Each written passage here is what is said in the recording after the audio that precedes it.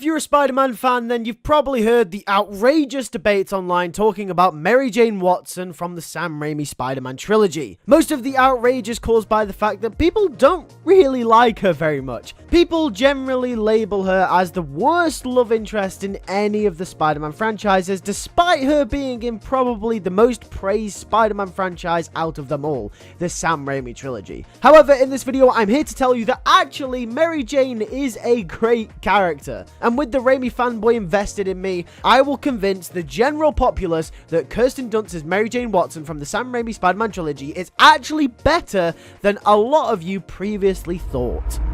But before we get into that, if you obsess over Spider-Man like myself, I'd like to invite you to subscribe to the channel. We cover all sorts of Spider-Man topics here. There's bits of pretty much everything for everyone. So join us on our journey to 50,000 subscribers. I'd love for you to be a part of it. Now, on to the video.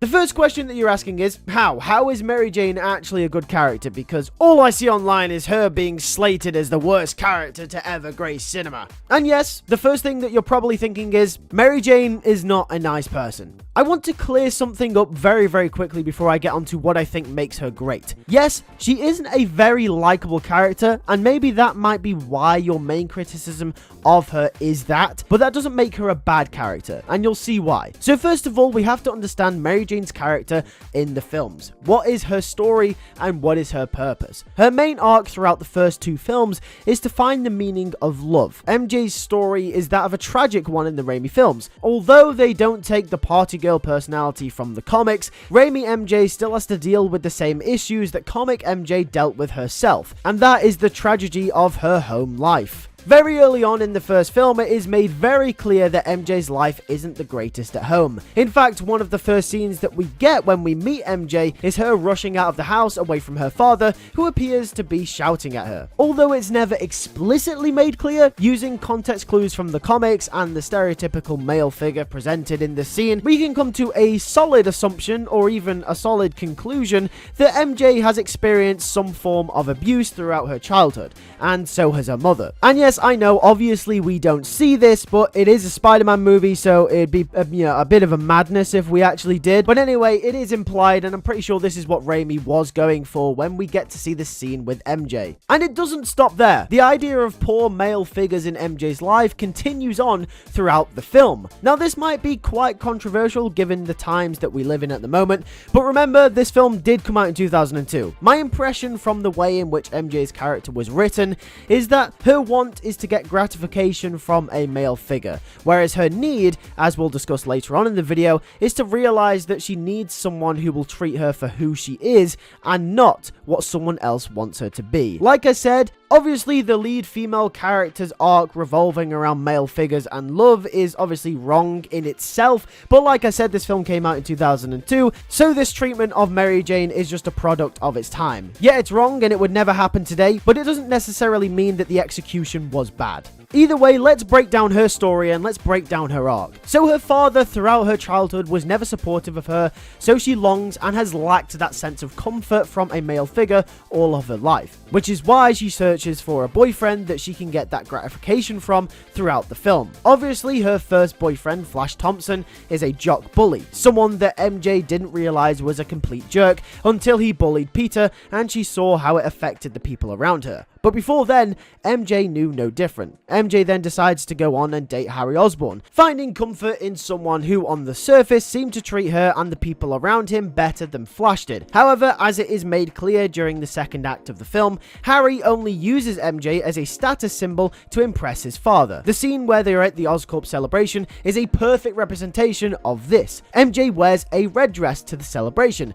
to which Harry says, "Why didn't you wear the black dress? You know my father likes black." Showing that Harry's first and foremost concern is to impress his father and to use MJ as a symbol of status rather than anything else. MJ then claps back and says maybe he'll be impressed no matter what, furthering her want for gratification as we spoke about earlier. However, when she doesn't get that gratification, the Thanksgiving scene later on in the film, in which she knows that Norman will be attending, she is now wearing, yes, that's right, the black dress. However, once again, they fall out, with Harry's concern being over how his reputation is emulated with his father rather than making sure Mary Jane is okay. Instead of sticking up for her after Norman completely slates her very blatantly in the other room, Harry tries to level with his father, who he is currently in a losing battle with. This is Mary Jane's final straw, and you can even see it in her face in this scene. This is the point in the film in which her character properly switches. People are quick to jump the gun on Mary Jane because we see the film from Peter's perspective, so obviously MJ isn't painted in the best light when we don't really get to delve deep into her character at the forefront of the film. But just as I've described to you,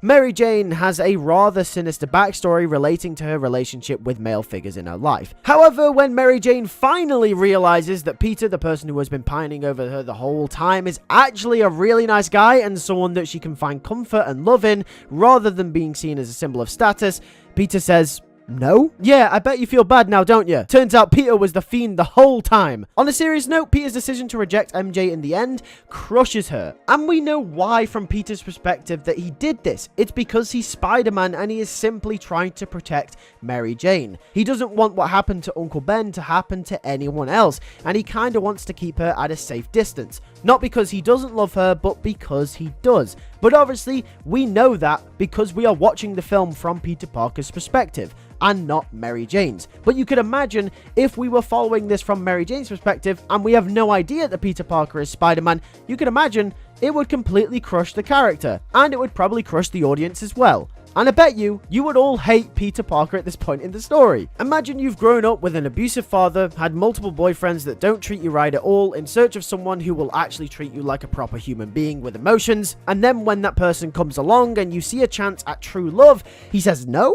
Imagine how crushing that is for Mary Jane. In this moment, she is sent back to square one, and this brings us to Spider-Man 2. Everyone makes a claim that MJ gets worse as the films go on, saying that from one to the next, she becomes even more unlikable. But after what I just told you about Spider-Man 1, when you look at it from her perspective, I believe it justifies her frustration. Spider-Man 2 takes place 2 years after the events of the first film, and even during the birthday scene, MJ is still trying with Peter, but Peter is consistently shooting her down, and this has been going on for 2 years, or at least we are led to believe that it has.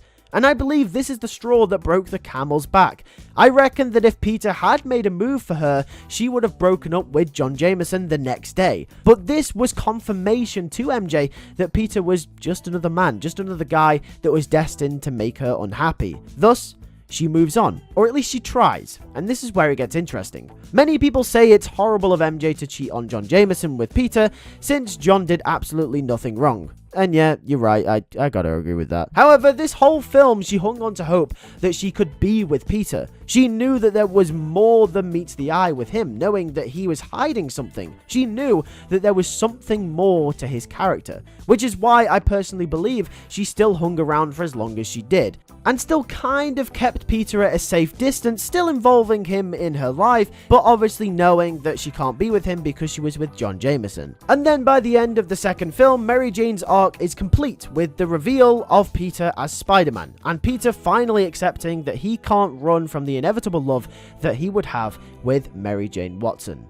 It's not the greatest Spider-Man love story there has ever been. In fact, Peter and Gwen from the Amazing Spider-Man films in comparison is 10 times more compelling. However, it's by far not the worst. It's sweet, it's conclusive, it's warm, it's heartful. I love the love story between these two characters across Spider-Man 1 and 2 because it feels like the unlikely couple that are destined for one another to find comfort in each other that has an obstacle placed in front of them at every cost. Thus, Mary Jane isn't a weak character. In fact, she's far from it. She's not a plot device, she's a human being with human emotions and problems.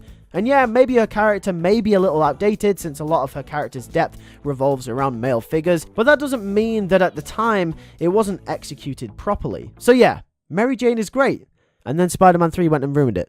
Thank you very much for watching this video. If you did enjoy, make sure to like on it and also make sure to subscribe if you are new. Like I said, we're trying to push to 50,000 subscribers. That is the next goal. I'd really love it if we could get there. So make sure you subscribe for more Spider-Man content in the future. And I'll see you guys this Saturday for a brand new video. Take care and peace.